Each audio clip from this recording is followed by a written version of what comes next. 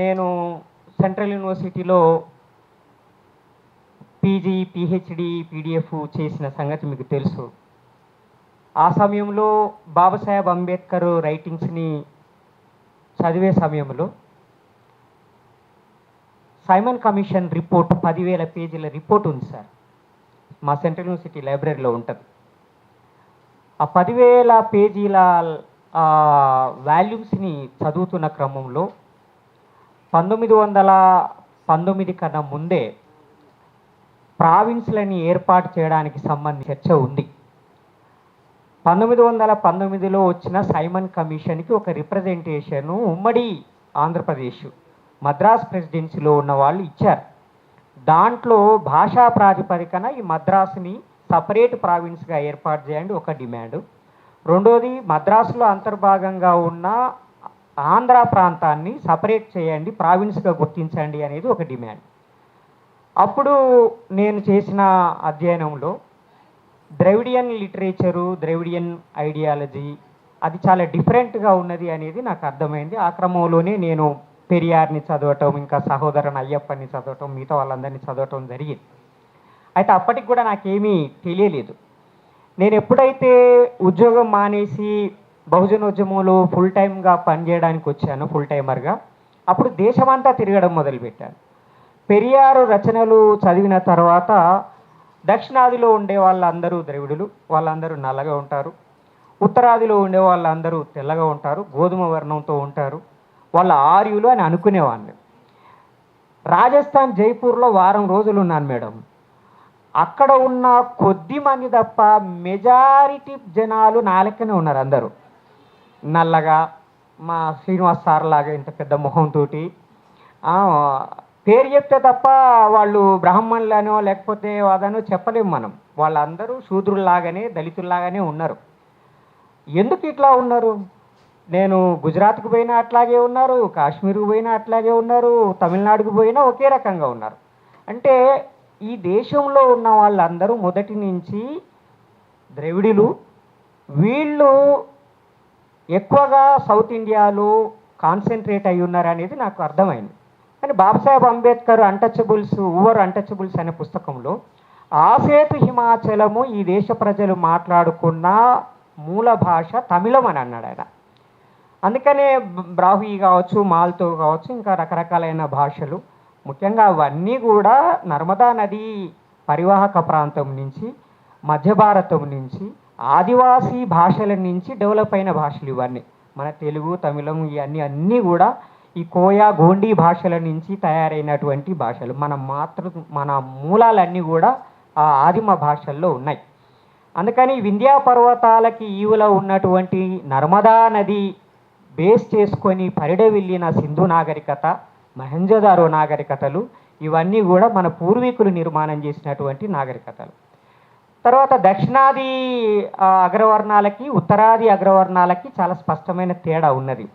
దక్షిణాది అగ్రవర్ణాలు including Brahmins, upgraded Brahmins, వీళ్ళంతా ఒరిజినల్ బ్రాహ్మిన్స్ కాదు. అంటే మనం ఇంతకుముందు సార్ చెప్పినట్టుగా బయట నుంచి వచ్చిన ఆరియన్ రేస్ అని అనుకుంటే, ద్రవిడియన్ అని సౌత్ ఇండియాలో ఉన్న బ్రాహ్మణులు ఎవరు కూడా ఒరిజినల్ బ్రాహ్మిన్స్ కాదు, వీళ్ళు అప్గ్రేడెడ్ బ్రాహ్మిన్స్.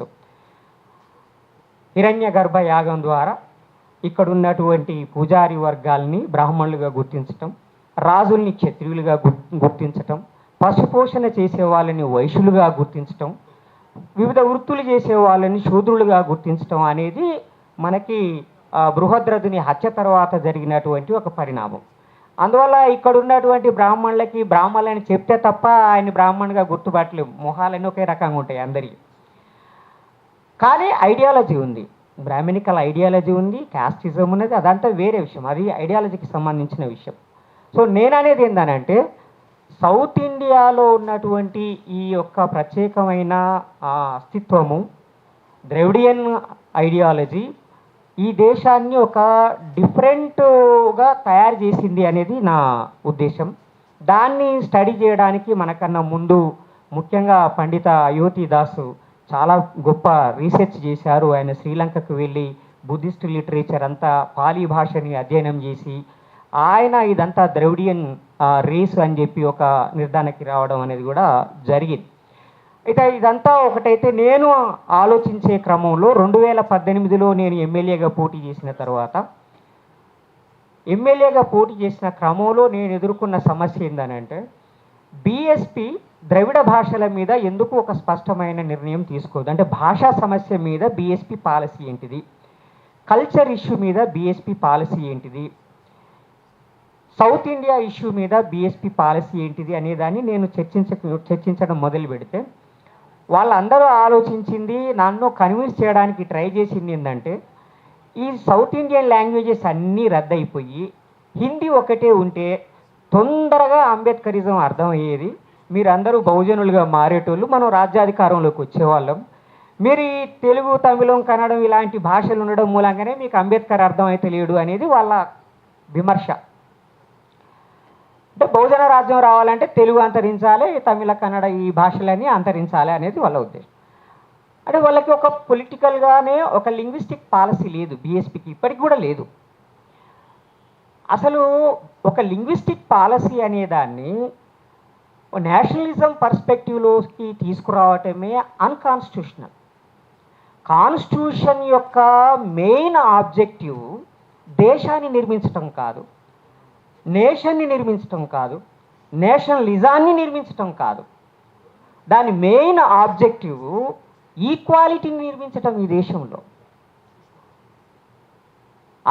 అసమానతని తొలగించి సమానత్వాన్ని తీసుకురావటమే కాన్స్టిట్యూషన్ యొక్క లక్ష్యం, నేషనలిజాన్ని తీసుకురావటం కాదు.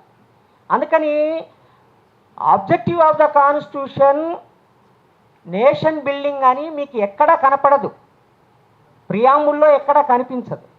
కానీ జాతి నిర్మాణం పేరు మీద నేషనల్ ఎడ్యుకేషన్ పాలసీని ఫ్రమ్ ద బిగినింగ్ స్టార్ట్ చేశారు. దాంట్లో భాగంగా హిందీని మనకి నేర్పటం మొదలుపెట్టారు. వాళ్ళు తెలుగు నేర్చుకోవాలని ప్రయత్నం చేయలేదు, తమిళం నేర్చుకోవాలని ప్రయత్నం చేయలేదు, మరొక భాషను నేర్చుకోవాలని చూడలేదు, కనీసం పక్కనున్న గుజరాత్ భాషను కూడా వాళ్ళు నేర్పాలని ప్రయత్నం చేయలేదు. హిందీని మాత్రం అందరికీ నేర్పాలని ప్రయత్నం చేశారు. భాష ద్వారానే భావాలని వలసీకరించగలుగుతాం, కాలనైజ్ చేయగలుగుతాం. భాష ద్వారానే మనిషిని బానిసలుగా మార్చగలుగుతాం. భాష ద్వారానే మనిషిని పాలించగలుగుతాం, ప్రాంతాల్ని పాలించగలుగుతాం. కాబట్టి ఈ వివిధ భాషలన్నీ అంతరించి ఒకటే భాష ఉండాలన్న ఒక విధానాన్ని వాళ్ళు మొదటి నుంచి తీసుకున్నారు. దానికి పరోక్షంగా ప్రత్యక్షంగా కాంగ్రెస్ సహకరించింది. దాన్ని అగ్రెసివ్ ఫామ్లో బీజేపీ ముందుకు తీసుకొచ్చింది, ఆర్ఎస్ఎస్ దానికి మాతృక. అందుకని ఒకే దేశం, ఒకే భాష, ఒకే సంస్కృతి, ఒకే మతము, ఒకే నాయకుడు, ఒకే రాజు, ఇదంతా ఈ ఏకత్వం అనేది ఈ దేశంలో ఉన్న బహుళత్వానికి వ్యతిరేకం. బహుళత్వానికి మూలము ద్రవిడవాదం, దక్షిణాదివాదం నా దృష్టిలో. అందుకని ఈ ఫాసిస్ట్ ఐడియా అయిన ఏకత్వాన్ని ఓడించాలంటే మనము డీకాలనైజ్ కావాలి, డీకాలనైజేషన్ ఆఫ్ మైండ్ జరగాలి. డీకాలనైజేషన్ ఆఫ్ మైండ్ ఎట్లా స్టార్ట్ అవుతుంది? అది మన చరిత్రని మన స్థానికత నుంచి, మన అస్తిత్వం నుంచి చూడడం వల్లనే సాధ్యమవుతుంది. అప్పుడు నాకు షాక్ అయింది ఈ ఆలోచన వచ్చినప్పుడు. అసలు మనం దేని కేంద్రంగా ఆలోచిస్తున్నాం? బుద్ధిస్ట్ చరిత్ర ఆలోచించగానే బుద్ధుడు, బోధగయ గుర్తుకొస్తుంది, నాగార్జునుడు గుర్తుకురాడు. భారతదేశ చరిత్ర అనగానే అశోకుడు గుర్తుకొస్తాడు, శాతవాహనులు గుర్తుకురారు. మొఘల్స్ చరిత్ర అనగానే మనకి అక్బర్ గుర్తుకొస్తాడు, కానీ మనకి నిజాం రాజు గుర్తుకురాడు. అంటే మనము చరిత్రని ఢిల్లీ కేంద్రంగా ఆలోచిస్తున్నాం. నేర్పారు, ఆలోచించటం కాదు, నేర్పారు. మన దృక్పథాన్ని, మన చూపుని ఢిల్లీ నుంచి చూడటం నేర్పారు. తెలంగాణ నుండి, హైదరాబాద్ నుండి ఢిల్లీని చూడడం నేర్పలేదు మనకి. We are trained. మనకు స్కూల్లో నేర్పింది ఢిల్లీ నుంచి ప్రపంచాన్ని చూడడం, ఢిల్లీ నుంచి దేశాన్ని చూడటం. మన ఊరు నుంచి ఢిల్లీని చూడడం, మన ఊరు నుంచి బయట దేశ ప్రపంచాన్ని చూడటం మనకి నేర్పలేదు. That is called conditioning the mind. మనిషి మైండ్ని కండిషనింగ్ చేయడం. ఇలా ఆలోచించాలి, ఇలా చూడాలి, ఇలా చూడడానికి భిన్నంగా నువ్వు చేస్తే అది దేశద్రోహం. అలా మనల్ని కండిషన్ చేశారు. ఆ కండిషనింగ్ ఇప్పుడు మొదలైందే కాదు, అది కలోనియల్ పీరియడ్ నుంచి స్టార్ట్ అయింది జాతీయోద్యమం పేరు మీద. అందుకే శ్రీశ్రీ దేశ చరిత్రలు రాస్తే నాదిర్ షా, గోర్కి, ఇంకెవరెవరో వైకింగులు, హూనులు చరిత్ర మొత్తం మనకి నార్త్ ఇండియన్ చరిత్ర చెప్తాడు. సార్.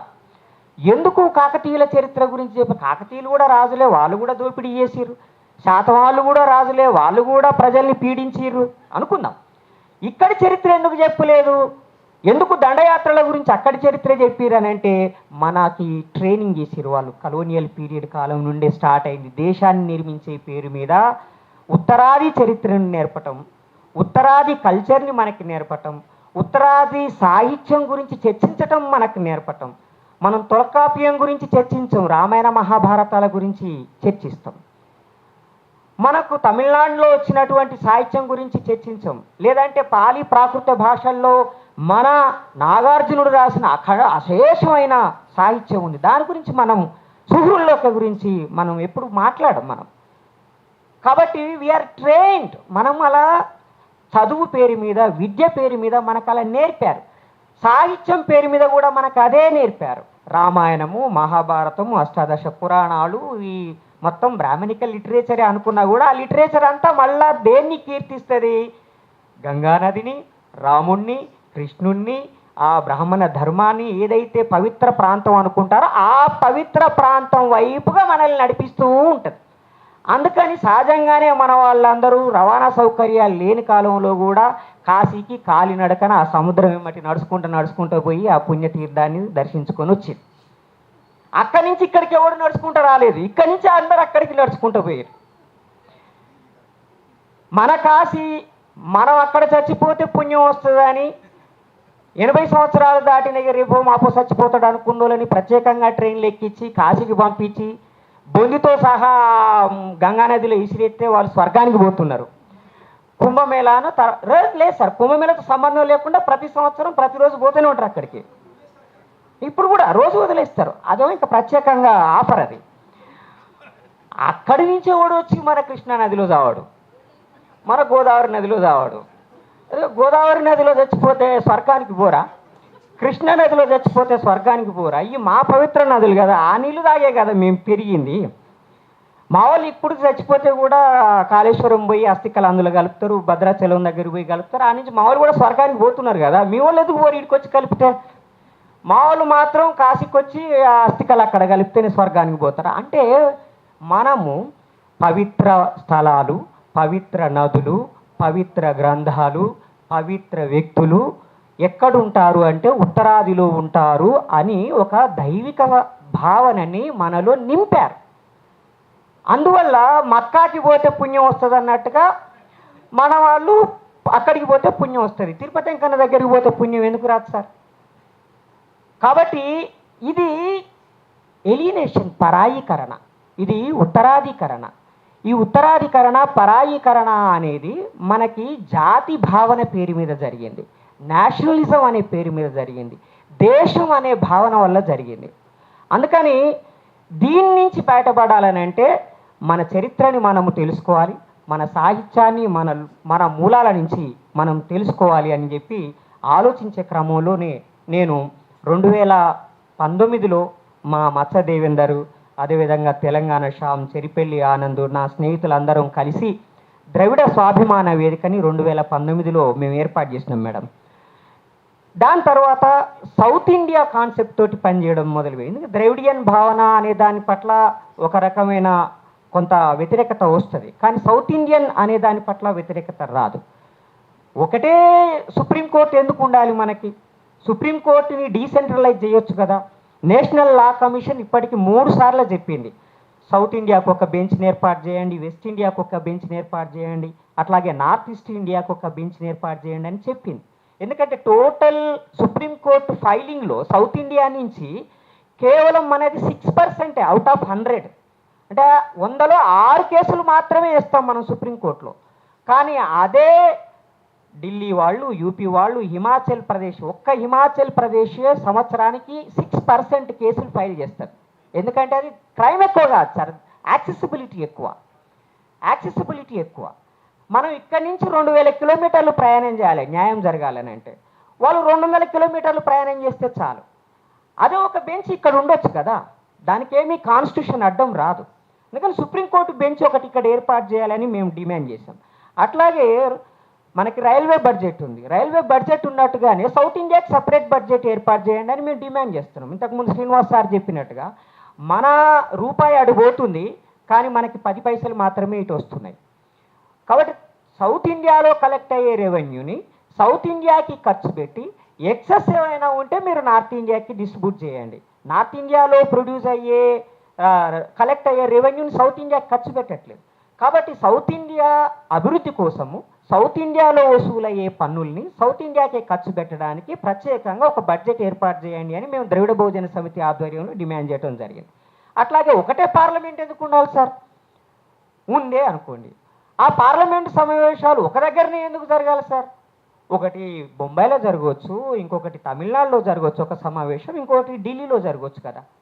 కాబట్టి పార్లమెంటు భవనాన్ని కూడా ఒకటి సౌత్ ఇండియాకి కడితే ఒక సెషన్ ఇక్కడ మన రాష్ట్రపతి గారు వచ్చి మన హైదరాబాద్లో ఒక 15 రోజులు నెల రోజుల్లో వారు ఇక్కడ ఉండిపోతారు. అట్లాగే ఒక సెషన్ ఇక్కడ సౌత్ ఇండియాలో పెట్టండి, మీరే ప్రెసిడెంట్ ముందురు ఉంది కదా. కాబట్టి ఇక్కడ ఒకటి పెట్టండి, ఒక సెషన్ ఇక్కడ డిస్కస్ చేయండి. ఇక్కడ పెట్టిన సెషన్లో సౌత్ ఇండియాకు సంబంధించిన సమస్యలనే చర్చించండి. ఇక్కడ నిర్ణయాలు తీసుకునేటప్పుడు సౌత్ ఇండియన్ ఎంపీలు మాత్రమే ఓటింగ్లో పాల్గొనేటట్టుగా మీరు ఒక చిన్న అమెండ్మెంట్ చేయండి. ఎందుకంటే మొత్తం మనం మహారాష్ట్రను కలుపుకున్నా కూడా 280 సీట్లు దాటట్లేదు మనం. 180, 200 కూడా లేదు, 180కి దాటట్లేదు మనం. కాబట్టి ఈ 540 సీట్లలో ఇంకా 100 సంవత్సరాల తర్వాత కూడా మనం హాఫ్ చేరుకోలేం. ఎప్పటికీ మనము ఇండియాలో కలిసి ఉన్నంత కాలము మనము ఆ మిగతా నార్త్ ఇండియాని డామినేట్ చేయలేము సీట్ల పరంగా. జనాభా రీత్యా పార్లమెంటు నియోజకవర్గాల పునర్వర్గీకరణ జరిగినా సరే, మనకు 50% సీట్లు పెరిగినా సరే మనము నా ఉత్తరప్రదేశ్ సీట్లతోటి సరికాలేము. కాబట్టి మనకు ఎప్పటికీ ఈ దేశ భవిష్యత్తుని నిర్మించడంలో భాగస్వామ్యం దొరకదు. సౌత్ ఇండియా ప్రజలకు ఏం కావాలో నిర్ణయించుకునే దాంట్లో మనకి స్వేచ్ఛ ఉండదు. కాబట్టి సౌత్ ఇండియా ప్రజలు తమకేం కావాలో తాము నిర్ణయించుకోవడానికి ఒక పార్లమెంట్ సెషన్ని సౌత్ ఇండియాలో ఏర్పాటు చేయండి అని చెప్పి మేము అడిగాం. సో ఈ అన్ని చర్చలు పెడుతున్నప్పుడే గాలి వినోద్ కుమార్ గారు సౌత్ ఇండియా జాక్ ఏర్పాటు చేయడం జరిగింది. ఇంకా కొంతమంది మిత్రులు ద్రవిడ కళామండలి ఏర్పాటు చేయడం జరిగింది. ఈ అంతా చర్చ జరుగుతున్న క్రమంలో, ఈ వాదన వస్తున్న క్రమంలోనే నేను వీసీకే పార్టీలో చేరటం జరిగింది. వీసీకేలో చేరిన తర్వాత తమిళ రాజకీయాల గురించి నాకు ఒక స్పష్టత వచ్చింది. ఎందుకు తమిళనాడులో యాంటీ క్యాస్ట్ మూమెంట్స్ బలంగా ఉన్నాయి, ద్రవిడియన్ మూమెంట్ బలంగా ఉన్న చోట, జస్టిస్ మూమెంట్ బలంగా ఉన్న చోట, సామాజిక న్యాయ ఉద్యమం బలంగా ఉన్న చోట దళితుల మీద ఎందుకు దాడులు ఎక్కువ జరిగినాయి? కీలవేన్మని జరిగింది తమిళనాడులో, అది కూడా అన్నాదురై ముఖ్యమంత్రిగా ఉన్నప్పుడు జరిగింది సార్. కీలవేన్మని అన్నాదురై గారు ముఖ్యమంత్రిగా ఉన్నప్పుడు జరిగింది. 42 మంది దళితుల్ని ఒకే ఇంట్లో పెట్టి కాల్చి చంపేశారు. అన్నాదురై గారు చాలా సింపుల్గా ఇది ఒక కాలరాత్రి, దురదృష్టకరం, దీని మీద చర్చించడం అనవసరం అని చెప్పి అసెంబ్లీలో చర్చ నుంచి తప్పించుకున్నాడు ఆయన. ఎందుకంటే ద్రవిడవాదం పేరు మీద ప్రాబల్య కులాలు, సోకాళ్ళు డామినెంట్ అప్పర్ కాస్ట్ కులాలే ఆ డీకేని, డిఎంకేని, ఇంకొక ఏడిఎంకేని సపోర్ట్ చేశాయి. కాబట్టి సోషల్ స్ట్రక్చర్ని మార్చకుండానే ద్రవిడియన్ ఐడియాలజీ పేరు మీద అధికారంలోకి రావడం అనేది జరిగింది. దాన్ని ఛాలెంజ్ చేస్తూ వచ్చిందే వీసీకే, విడుదలై చిరుతగల్ కచ్చి, మా తలైవర్ తిరుమావళవన్ గారి నాయకత్వంలో వచ్చినటువంటి ఒక మిలిటెంట్ స్ట్రగుల్. అది ప్రభాకరన్ గారి ప్రేరణతోటి కూడా ఆ మూమెంట్ జరిగింది. తమిళవాదము, దళితవాదము, మార్క్సిజము, పెరియారిజము, అంబేద్కరిజం అనే మూడిటి మేళవింపుగా వీసీకే అనేది ఏర్పడడం అనేది జరిగింది.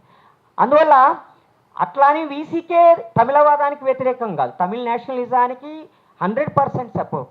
కానీ కుల నిర్మూలన జరగకుండా తమిళ జాతీయవాదం నిర్మాణం కాదు అని తిరుమావళవన్ గారు చెప్పారు. అలాగే మన తెలుగు ప్రాంతంలో కూడా కుల నిర్మూలన జరగకుండా ద్రవిడ నిర్మాణం జరగదు, దక్షిణాది నిర్మాణం కూడా జరగదు.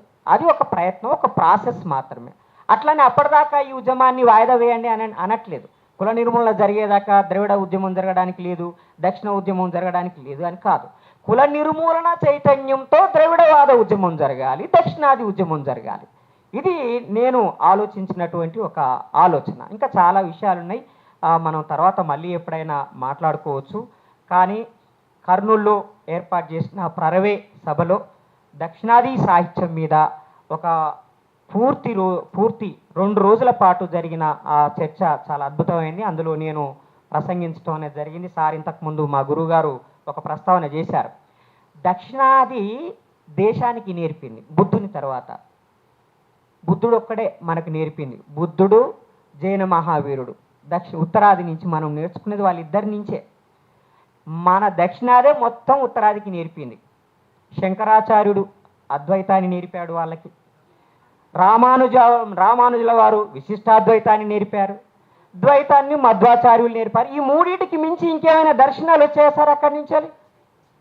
వాటికి అటు ఇటు సవరింపులుగా ఇంకా ఏమైనా పాయలు వస్తే రావచ్చు. వాళ్ళు మనకి బౌద్ధాన్ని నేర్పిరు, జైనాన్ని నేర్పిరు. బౌద్ధాన్ని రెండోసారి మలిదశ బౌద్ధాన్ని మళ్ళీ ఆచార్య నాగార్జునుడే ఇక్కడి నుంచి ప్రపంచానికి చాటి చెప్పాడు. ప్రపంచంలో బతికున్న బౌద్ధం అంతా మన నాగార్జున సాగర్ నుంచి పోయింది. అది తైవాన్ అయినా, వియత్నాం అయినా, చైనా అయినా, ఇంకా మిగతా ప్రాంతాలు ఎక్కడైనా సరే అది మన south Indian Buddhism. Mahayana Buddhism అంటే సౌత్ ఇండియా బుద్ధిజం అది అన్నారు. చాలా చేశారు. అందుకని మనము నిజంగా విశ్వగురువు మన నాగార్జున సాగర్లో ఉన్నాడు. ఈ విశ్వగురువు కాదు పాపం. ఆయన విశ్వగురు స్థానం నుంచి కూడా డిమోట్ అయిపోయాడు, ఆర్ఎస్ఎస్ గురువుగా మారిండు. మనము ఇంతకుముందు శ్రీనివాస్ సార్ చెప్పినట్టు ముంచుకొస్తున్న ఫాసిజాన్ని ఎదుర్కోవడానికి స్థానిక అస్తిత్వ చైతన్యాన్ని రగిలించడానికి ప్రయత్నం చేద్దామని ఈ ఉద్యమంలో, ఈ మేధో ఉద్యమంలో నేను కూడా మీతో పాటు నడుస్తానని తెలియజేస్తూ ముగిస్తాను. Thank you. జై భీమ్.